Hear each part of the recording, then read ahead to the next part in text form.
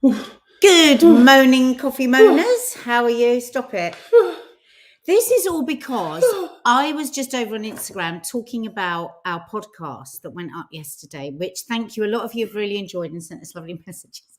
And because I was talking about orgasms on Instagram, he's now, well, stand up and show them what you're doing. He's now going nuts.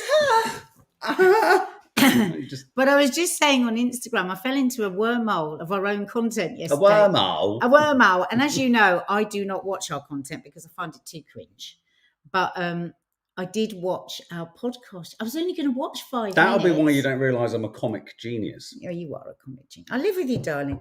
But anyway, I was only going to watch 5 minutes and ended up watching nearly all of it. And then I realised it was midnight. We needed to go to bed. But honestly, what is going on in my head? It's bad today. I haven't done anything with it. It's one of those, I know what you mean though, Nat. It's one of those inadvertent moments where you stumble across it. And not because you're kind of, it's like watching a very slow car crash of yourself.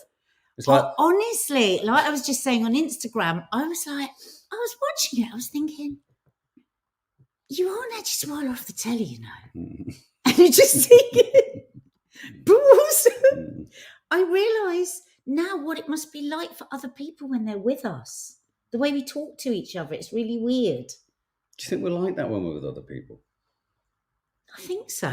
We just don't have a sort of frame around our head, do we? We don't have a rectangle around our head. We got the most fantastic comment yesterday. Honestly, I can't tell you how happy this comment made me. Just tell them about the comment. Which one? Oh, there's so many.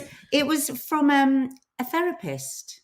Oh, yes. And yes, I think I sent it to you, didn't I? She said... oh, here we go. She said something like, another fantastic episode. My goodness, as always, these podcasts are like a public service. As a therapist, I encourage clients to watch your authentic, funny, and informative podcasts. They're so human. Amazing guidance. I like that. That's the bit I love. Thank you both. I love that. Thank you. Who said that? I really, really love that because, Julie Grace Nicholson 824. I know some people in showbiz who don't really understand this world, the social media world, think, oh God, why would you talk about any of that? But we do talk about it because it's fun to just make yourself sit down and have a conversation. I think it saved our marriage, actually. Oh, I think it did too. Because when we started our podcast, we were in a real place of no communication. And there's something about being forced to sit down and just talk to each other about a topic.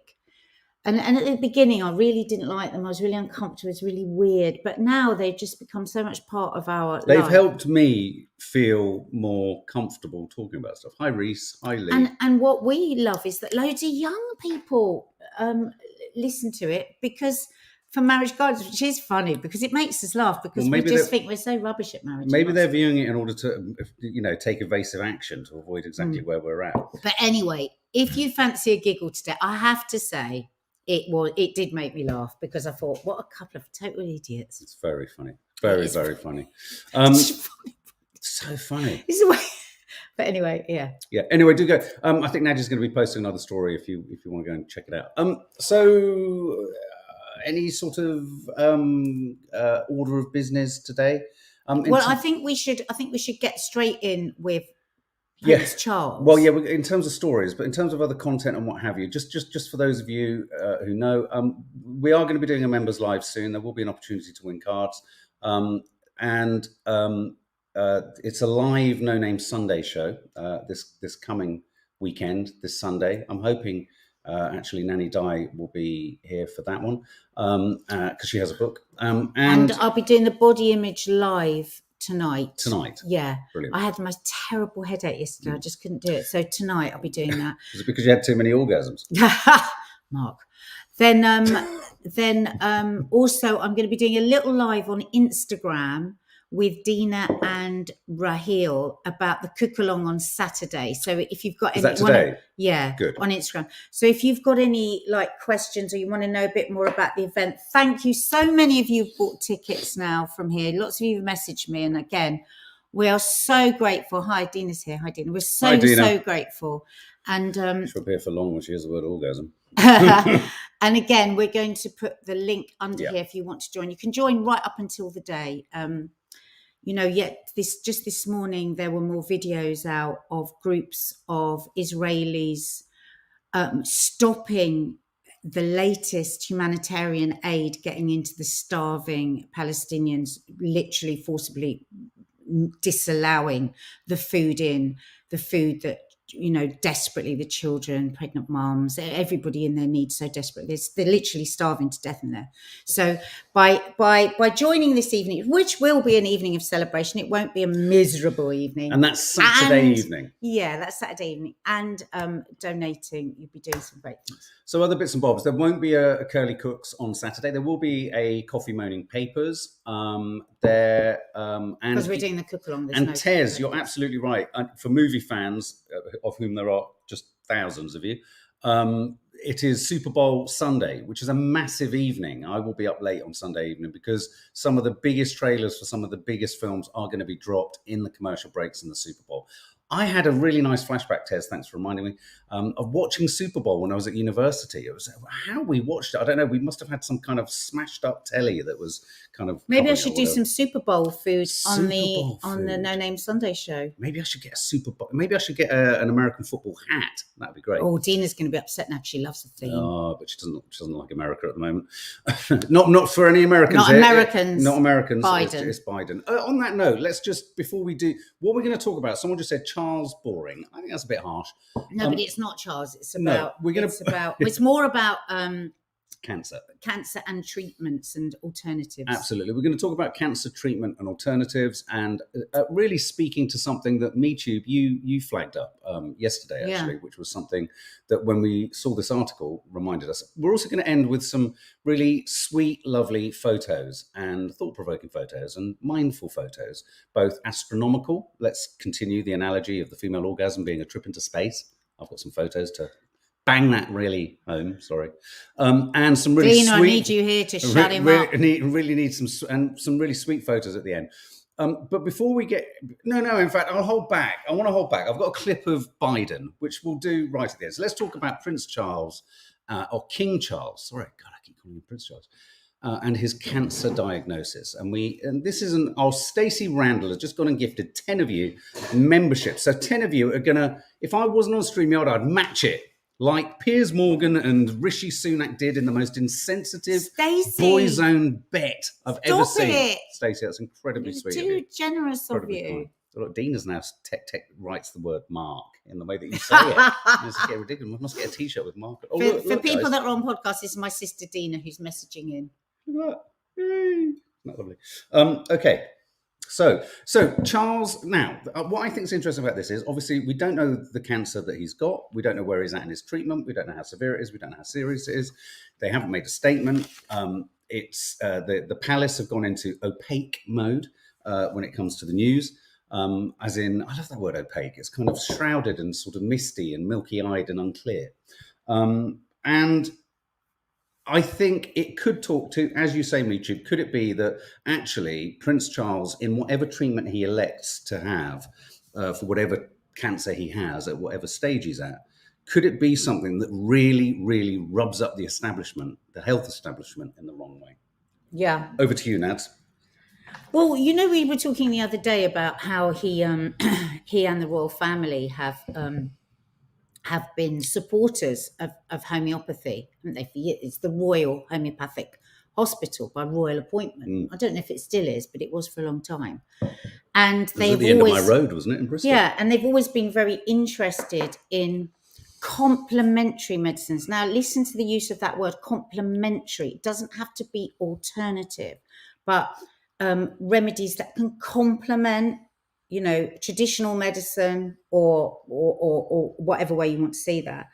And he has been very vocal about alternative and complementary medicines, but I didn't realise how much he had been, actually. No, because that's here it says, and this, it did make us think of you, MeTube, and we thought maybe he has chosen an alternative route, which is everybody's right. So apparently he has made hundreds of speeches expounding on ideas of New Age style remedies. In addition to being a patron of well-established cancer research organisations, Charles founded a charity promoting alternative medicine. And there you go, you see, you can be interested in both. And I think that that's a really important thing. You know, we are told only one way. See you, Stacey. Thank But you. why can't people look into, and you know, and we're not talking about somebody, you know, who down the road just suddenly, you know, class himself an expert. He will have, you know, you have to. But in the sort of, this is a piece in the Washington Post, as you say, which kind of charts his kind of how he's been treated by the press and the mainstream, if you like, over the years. I find that really insightful. There's a moment where someone said it's like he's selling snake oil. Yes, it's And so rude. That phrase is both, it's two things for me, that snake oil comment, which you often hear. Now, look, and I'm coming from a position where I'm far more conventional, far more mainstream. Me and Nanny Di, right down the middle. Take your paracetamol, take your ibuprofen, get addicted Not true of you anymore. No, I'm joking. Hang on, Oh. I'm getting there. This is the beginning of a, and so you know, when I met Nadia, I would have laughed in your face, said homeopathy, what a load of old nonsense. And on which note, can you tell me, what do you all think of homeopathy? But I think the part of it all that I was really drawn to by you, by our dear friend Rachel, by Dina, and I think this is what he talks to a lot, is how can you in any way pretend that the physicality of your body bears no relationship to everything else in you? Do you know what I mean? The holistic sense What does of holistic yourself. mean? It means the whole body. The whole body. The mind, the body, and the spirit. And this is something that he very much believes But I want to in. just give you one astonishing element of physical proof of how, you know, because it's all very subjective, isn't it? Well, I feel this or I feel that. You're never going to know if I'm really feeling that and all that kind of stuff. One thing I can tell you for a fact that homeopathy helped with was my eczema. When I met you and when I was with you, smoking was also a part of that. But over the years, and because I haven't signed up for long enough to a huge dietary change for it to be just diet. Homeopathy, I know, was used massively for my facial eczema. And Part my hands. yeah, your hands. You had melting hands one year. It was so bad. I mean, doctors were telling us she could never possibly use her hands again. It was like you'd been burnt. No, it said I would always have to have them dressed, not that I would meant to use. Well, no, but I mean, it was profound and it was odd. And I remember thinking, I thought I'd married an action figure because you were melting. I was thinking, I've never seen. So awful. It was like she's literally melting, like that character from Raiders of the Lost Ark. And just on that, so this is. But hang on, after years of treatment, it's gone. For you. For and me. It wasn't years, it was like a couple of sessions, but it was just the difference of when I went to the doctor saying, oh yes, that's da da da da da, and what you'll have to do is have your hands dressed every week, and then da da da, and then that was it. But with my homeopath, it was hours of talking, hours of what was going on and where was I. I had Kiki Maddie a few months before, because it was right up to her first birthday, wasn't it? And a really lot of talking. And then she finally hit on what was the thing that I was suppressing so deeply and not talking about and was so fearful of. And actually, I had never said it out loud before, what it was. And it was such a breakthrough. And then she gave me this particular remedy for extreme. I never say the names because I never want people to go and take remedies. You have to see a proper practitioner. But it was almost biblical, wasn't it? The way my hands started to close up. So we are great believers in you cannot separate the mind from the body, right? Nowadays, when somebody is diagnosed with cancer, they do ask, some of my friends have said this to me, have you had any recent traumas? Have you had any? Now, that never used to happen. They never made that connection, did they? Whereas in homeopathy, for example, there is always, you never are just treated for what's going on physically. It's what's going on emotionally and what kind of stress you're living with, everything. So he is a proponent, is that the right word? Yeah, an advocate even. Of this way of thinking. I didn't realise that he has long pushed the medical establishment to offer integrated healthcare, which I suppose I should have known that because of the Royal Homeopathic Hospital. Yeah. So I know my friend Hannah, who you all know, many of you know, who is now desperate for some. I'm popping comments up on the screen. A particular cancer treatment. She's got a stage 4. If you're here, Hannah, I love you. She's desperately waiting for this treatment that is available, but everybody's having a row about how much it's going to cost. So women are sitting in a state of terror whilst possibly the cancer is progressing. I know that she has had integrated care from the Marsden with the homeopathic hospital at some point, and I wonder if that was something to do with his campaigning. Yeah. He supports complementary therapies such as acupuncture, aromatherapy, reflexology, and massage, all of which my sister Dina, if she is here, uses. Treating the whole patient is now a mainstream idea in modern cancer care, which has always been in alternative and complementary. It's the whole person that you treat. And I think that that's great, that move on. I mean, I know, the Marsden, which is a place... Brilliant comments, guys. Some really, really interesting comments. Absolute excellence. I know that Hannah's told me she's been offered, acupuncture, aromatherapy, she's been offered all these things. So I'm really excited for a community, which is the alternative and complementary medicine community. I'm not talking about charlatans, right?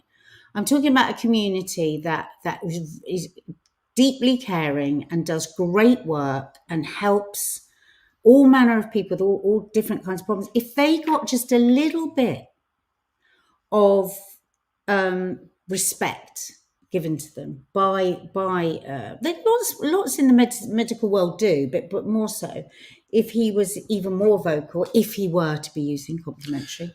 I mean, I can't believe, if there's all of this and he has done this over all these years and made hundreds of speeches, that he is not going to be having.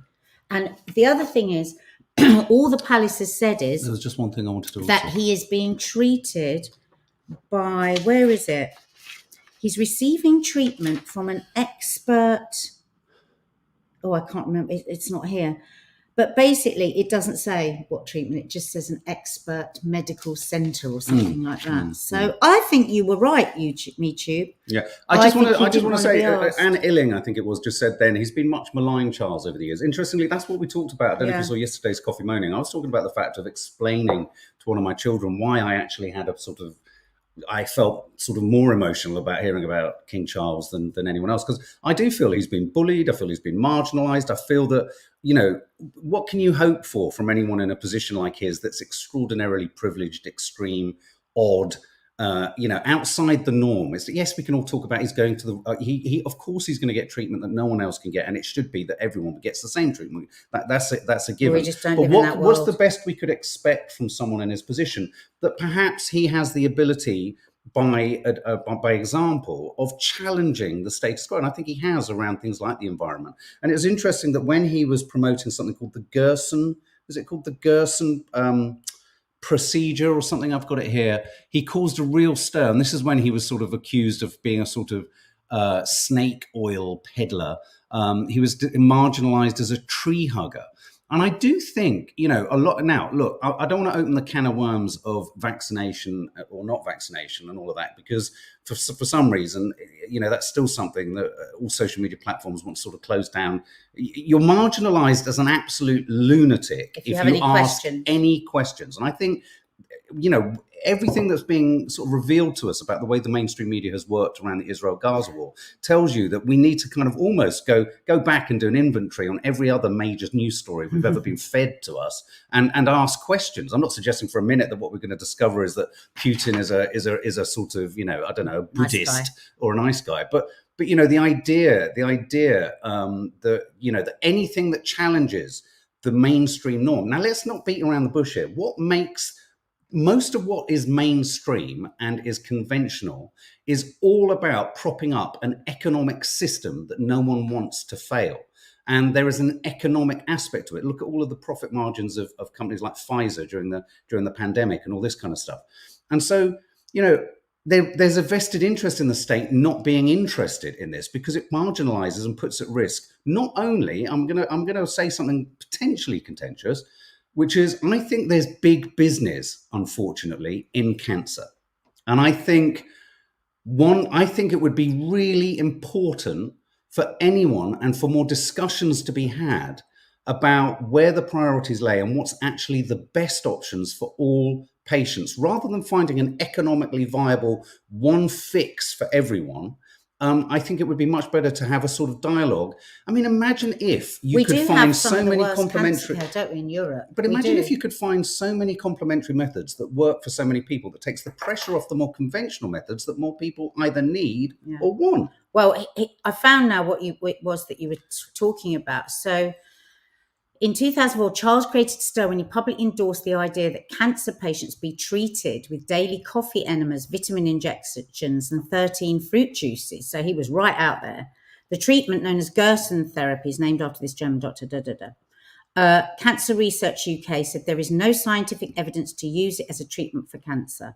And with respect, Your Highness, you've got it wrong. This is Michael Bow, prominent oncologist. He said, I do beg you to exercise your power with extreme caution when advising patients with life-threatening diseases to embrace unproven therapies. And I agree. You couldn't do that. You mustn't do that. You can't say, oh, don't have your cancer treatment and go and have juices and coffee enemas. That's extremely dangerous. Yeah. But I wonder if he did. I wonder if he said these alongside as a complementary. I wonder if he did actually say, don't have your... I doubt it. Highly doubt it. You know what I would turn around if I was Charlesy boy? I'd say, oi, matey flip, calling me snake oil peddler. I'm not Mr. Stockholm Syndrome, fucky pants. Go fuck yourself. That's what I'd say. And it probably wouldn't be given much time. But I do get rather sick to death of really kind of hoity-toity, conventional people, more and more saying, just because this is the conventional way of doing things, it's the only way of doing things. I think to have discussions is a really important thing. But obviously, oncologists have to come out and say what they believe in. Of course. Because these are people's lives. And they would feel a state of panic, I suppose, that somebody might stop their treatment. No one is suggesting for a minute that what the system that's in place isn't the right one, and that every single oncologist or everyone who's committed their lives against it. Absolutely. What I'm saying is that where I get frustrated is not at what there is. I think what there is, I do think some interrogation could be made as to how the system works, but I think that's a broader conversation about big pharma and the financial incentives, as a number of you are agreeing here, that pervade around ill health. There's money to be made in ill health. As soon as you have a business model which demands people to be ill, you have a very curious kind of motivator to earn money. It's really odd. And how none of us kind of... Well, it's huge business. Well, I know, but we're all kind of surprised when someone... So to challenge it and to look at kind of what... And the thing that I'm really grateful for, in terms of you and Dina and Rachel and everyone, is really understanding what the term complementary means. It's, there is something to be had in everything. And I think there should not be this marginalization or marginalizing or castigating of anyone who challenges it, to the point of being absolutely sort of destroyed in the public sphere. I mean, numerous people, if you challenge any of this, you become so marginalized that it's... Wow. On the most base level, many of you here know Professor Tim Spector. He's the guy behind the Zoe app, but he's also, he's also, years ago when I was doing the hospital program, I quite often used to interview him because he's the one that runs the twin centre at Guy's Hospital, where so much research has been done across everything. He's a very, very, very smart guy and has produced thousands of research papers on all sorts of things. But for him, at his stage of his career, to turn around and say, do you know what? We were taught nothing about nutrition and the power of it on the body as doctors. And he's very, very conventional. He's proper doc, And he's turned around and gone, oh my God, we know nothing. We were taught nothing about the power of food and its connection to inflammation and disease. So if you just take that simple thing, now nobody can say that thinking about nutrition is like too crazy or out there or too alternative, but many doctors don't make a connection at all between it and disease. And again, I've heard that from my friends who have cancer. Hannah is very, very, very good with her good. I don't want to say good because I don't believe in good and bad, but she really believes in the power of her food and what food she eats. But she doesn't really get anything back from the doctors on that. And I think that is crazy. And like when you're having chemotherapy, well, for her anyway, for Hannah, she's not supposed to take any vitamins. She can't do any of the stuff that you would normally just add in. Isn't that amazing? Don't you think that's so weird? Totally. There's almost a fear of even vitamins.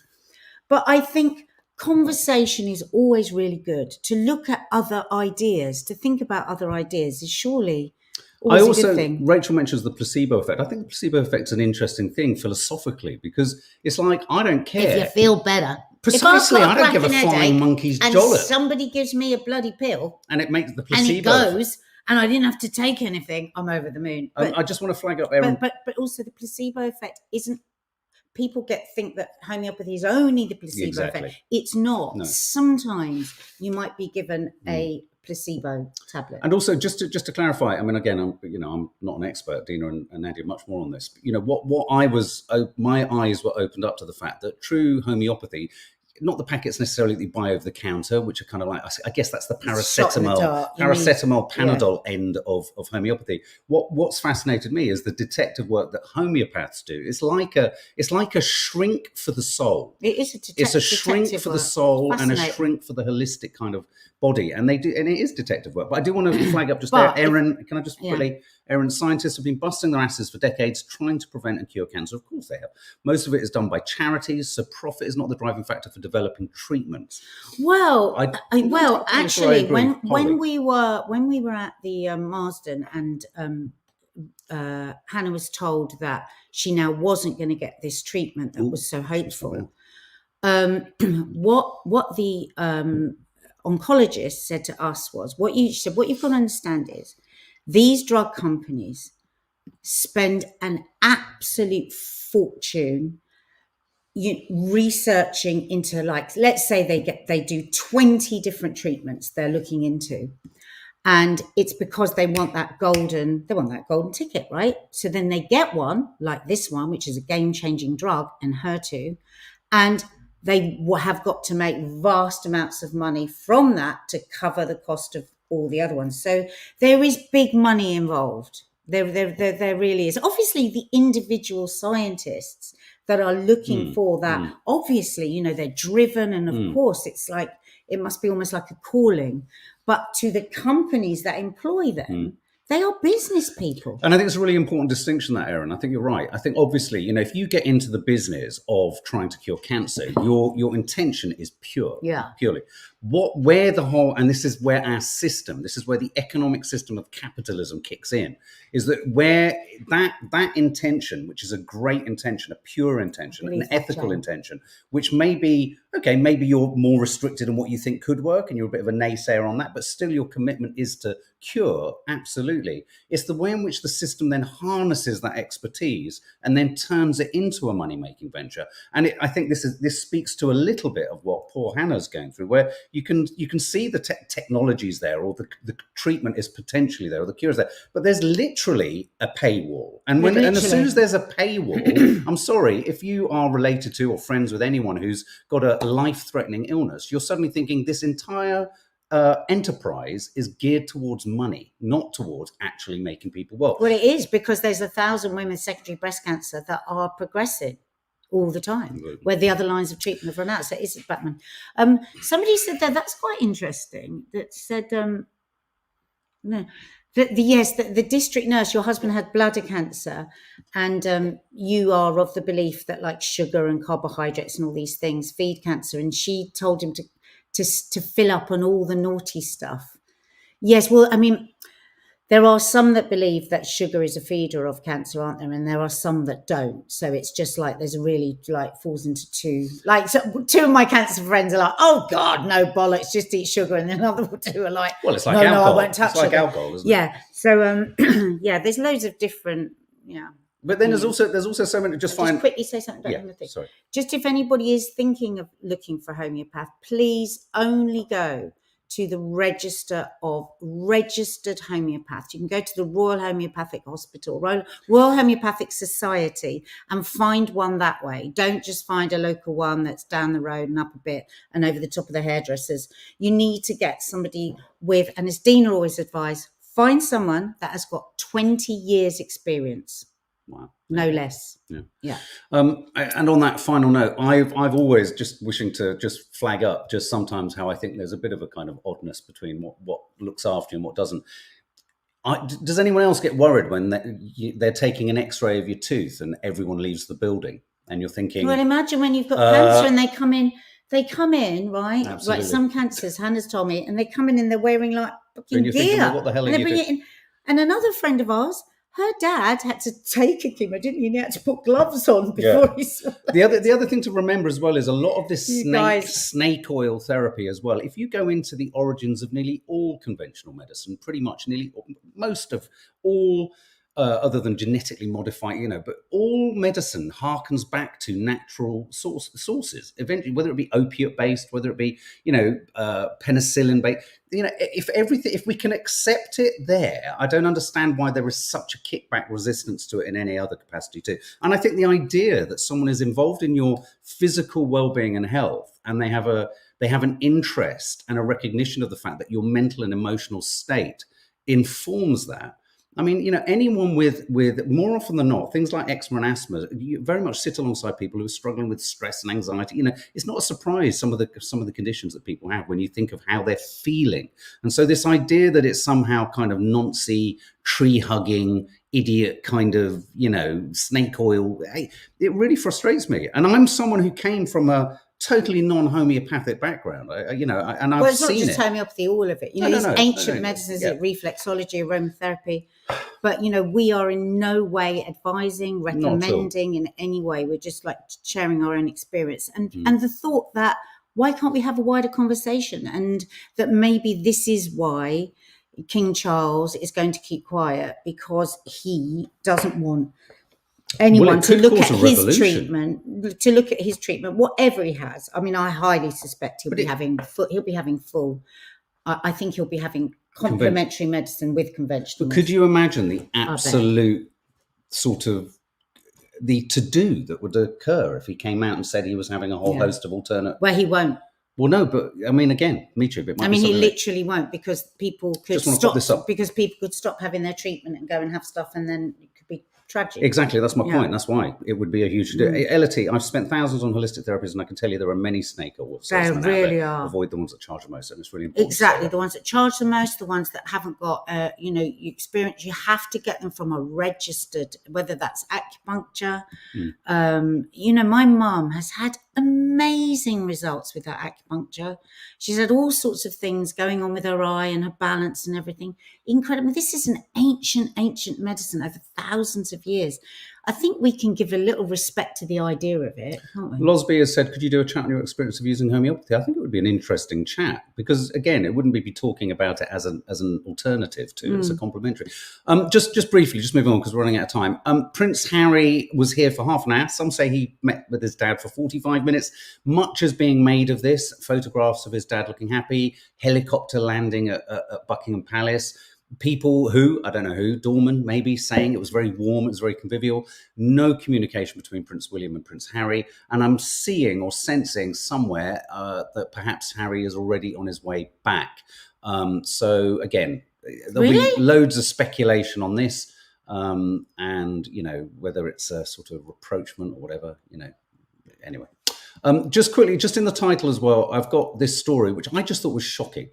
This is a story about the mental health of young people.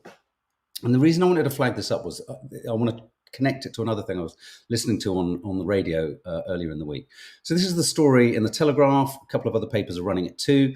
The number of suicidal children sent to mental health units has surged by 50% post-COVID.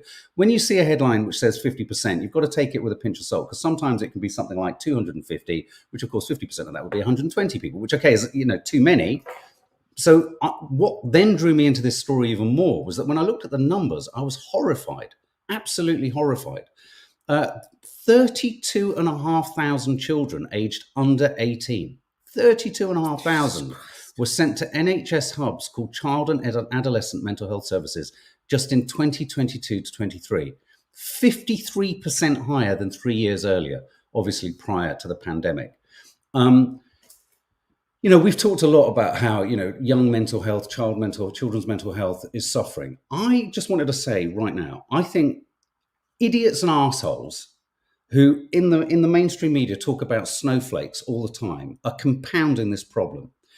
We have a generation that's come through that went through something none of the rest of us have had to go through unless you're extraordinarily old and just clipped the end of World War II. They went through the oddest experience where what I don't think people really realise or understand is most of us adults who went through the pandemic had kind of lived the vast majority of our lives or were halfway through it or whatever, had had enough life experience. I don't think any allowance has been made for an entire generation that potentially, for huge numbers of them, entertained the thought of not knowing what the future could be at all. Not even like you could win or lose a war. This is something that could wipe us all out. Then you have to add on to that the fact that we have an incredibly plugged in young generation that sees, and I'm not suggesting for a minute that you don't make these dramas, but they see kind of, dystopian futures and all this kind of stuff. And we were presented with something that for us as adults who are like, oh my God, what is this? What are we going through? And I heard on the radio the other day that I think the Office for National Statistics said it's going to take something like 40 years for our economy to fully recover from the lockdown. And I turned to whoever I was with and I said, and we look at our children and wonder why they're struggling because they haven't caught up with just 2 years of learning. What that doesn't understand is that for most young adults, this isn't about being able to go back and go through all the work that you missed at school. We are not at all embracing or accepting the fact that an entire generation of youngsters thought it was the end. Yeah. And they're supposed to just recover. Yeah, and that goes deep into motivation, when you mobilization, think about how optimism. malleable the brain is, that they're still developing that frontal lobe up until Precisely. 25, and we just expect them to be totally over it now. And it was a trauma. It was a global trauma. Yeah, and everyone sort of who lacks a heart says, "Oh yeah, but you can still take your A levels. You can still." Hang on, that's not the point. That's what it's about. I mean, I was talking to a therapist the other day. It's not the only thing. No, existentially, I don't think, and this isn't about youngsters even knowing this is what's affecting them, but looking at the numbers that are coming through, I think we have to start to understand that at the most crucially developmental point in 6 to 16 to 18 to 21-year-olds to 25-year-olds, they were effectively told for a considerable amount of time there may be no future. You might lose everyone in your family. Everything could die. I mean, that's where it was and at. And then running alongside that now at the moment with everything that's going on in the world, the planet, Russia, Gaza, everything. It's not surprising, plus the massive increase in spliff smoking, it's not surprising there's a bloody mental health crisis. And you know what scares me? What you just said there about the number of people that are taken in. It's a staggering increase. Somebody I know whose child was in the most dire mental health state, there was nothing that they could offer available to that child. Now, if you think how much worse were the other people that did get offered something then? Absolutely. And these are the official numbers, which, as we all know, the vast majority, we know, so many of you on the lives so many people we know and you guys have said to us, we haven't even tried because the waiting list is so long. Yeah. The waiting list is closed. That's not even a referral yet. You're trying to get onto a list to get a referral. But what's really interesting is even in this analysis, this report, Children's Rights Organisation told the COVID inquiry that social distancing and the closure of schools and playgrounds had long-lasting and era-defining impacts. Okay, yes, literally. But even that doesn't embrace what I think is the profound issue here, that no one has the heart, the compassion, the empathy, or the depth to understand, which is an entire generation had hope absolutely removed for such and they were told to stay in, shut up, be quiet and wait. You don't just switch that back on like you do picking up the sort of English syllabus and going, right, let's pick up with Lord of the Flies again. Okay, algebraic kind of whatever. It doesn't work like that. And we wonder why. But I think the other dangerous thing is that children and young people don't even know to articulate precisely that. Because there's been such we've all been so gaslit to just shut up and forget about any of it. Don't talk about the vaccines, don't talk about this, don't talk about that. Good point, Faith. That they wouldn't even know to articulate that that's still in them, that exactly. trauma from it. Exactly. And the other sad thing is that so many people think, might be on a waiting list and think, God, once I'm with that counsellor, then everything's going to be made better. But it's not necessarily, because there's a lot of really bad counsellors. So I think, it takes a village. It's like as a community, as whatever your community is, whether that's just your family, even if you're a single parent, it needs to be talked about. You need to talk really openly with your child and say, what is going on for you? Really, what is going on for you? And then listen. Losby, just something. I mean, this is it. It's had a massive effect on our kids. Them being told that outside there's a germ Yeah. that can kill you or your family has huge mental issues, and it for us as adults, it definitely is a huge problem. And the reason I'm feeling so impassioned about it is because I was expecting this to be one of those stories that you see all the time where the numbers are always, regrettable but not hugely significant. The fact that it doubled, suicidal youngsters doubled to 32,500. I think. This isn't about not locking down and making sure you're all in the playground together and getting into the classroom. And yes, of course, all of those things were the microscopic, but I don't think it recognizes or acknowledges, as you rightly say, the fundamental, and I hate to use this word because it sounds wanky, existential crisis this presented to all of us. But when it's presented to the really developmental moments of a child's brain, heart, socializing, what have you, to expect them to just suddenly be okay is beyond brutal, I think. It's beyond brutal. We'll pay for it down the line, whether it's our own children or whether it's our community. And it's just really important to just check in and say, what's it feel like then? I've just got to do this in order to make us feel better. No. Dina will now be throwing up. Otters. She'll say they're too like rats. Okay, and then they are gorgeous. Yeah. I love otters. They're so sweet. But they can still bite your face off. Yeah. And here's some photos, some astronomical photos, beautiful photos taken of the sky. And I thought I'd pull these in because they're of the solar system too. Look, there, you know what the solar system is. That's an orgasm there in the sky. These are beautiful, aren't they? They're just calming and just remind you that, oh God, wow. These are long exposure photographs so that you can see like the Milky Way and things like that. That beautiful thing. And then look at that solar system over the, and then we have that. Wow. And then Wildlife Photographer of the Year. We have shown this photo before of the polar bear, but it's actually won now. I just think that's a remarkable photograph, isn't it? I sent it to the family WhatsApp group and Mark went, I saw this 2 months ago. I don't really know why it's on again. I was like, oh. No, I didn't mean it like that. Such a lovely moment. I suppose I was just like, okay. But you don't really know why they're showing it. I didn't understand why it was in the news. Photo. Look at the photo at the bottom and realise what it is. Oh my God. Birds or flies? They're birds and they've created a silhouette of a bird. They have. Bloody hell. That should have won. Can't help but feel that must be AI generated, but it's not. Do you think? And this is jellyfish, and I think this is bacterial jellyfish. Yeah, it's a jellyfish with the Northern Lights. Yeah. Do you remember when we went to Iceland? They said the Northern Lights are up, and we said, we'll go and see it tomorrow. Murmuring. We were in our hotel. Yes. Oh, we didn't realise. No. We were knackered. We went, we'll go out tomorrow night, and we didn't see it. Absolutely. Now, I don't want to enrage everyone, but I just want you all to know that we are not in the hands of we're not in safe hands. This is just quickly Israel-Hamas war. Hamas are looking at this brokered potential ceasefire agreement. They're not quite there, but just to remind ourselves of how reliable our leaders are. This is Biden's take on the whole thing. There is some movement, and I don't want to. Well, maybe choose my words. There's some movement. There's been a response from there's been a response from the opposition, but